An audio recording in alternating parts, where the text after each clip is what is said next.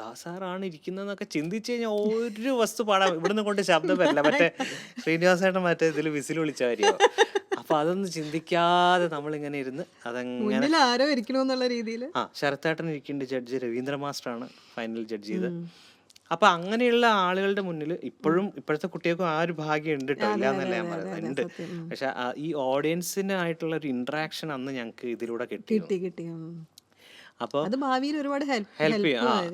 അന്ന് പക്ഷെ ഇപ്പോഴത്തെ റിയാലിറ്റി ഷോയിൽ കൂടുതൽ കാര്യങ്ങൾ പറഞ്ഞു കൊടുക്കുന്നുണ്ട്, കാരണം ടെക്നിക്കൽ കാര്യങ്ങൾ. അന്ന് അത് അത്രയും പറയില്ല, അത്രയും ചാൻസും ഇല്ല, അത്രയും പറയില്ല. പിന്നെ നമ്മൾ ഇങ്ങനെ അറിഞ്ഞ് മനസ്സിലാക്കി എടുക്കുന്നതാണ് ചില കാര്യങ്ങൾ. ഇപ്പൊ ചിലപ്പോൾ പേഴ്സണലി നമ്മൾ അവരെ വിളിച്ച് അവരെടുത്ത് പോയൊക്കെ ചോദിക്കും, സാർ എന്താണ് ഞാൻ അന്ന് പാടിയതിൽ. അവിടെ പോയിട്ട് സ്റ്റേ സ്റ്റേ ഉണ്ട്. പക്ഷെ ഗ്രൂമിങ് അങ്ങനത്തെ പരിപാടിയൊന്നുമില്ല.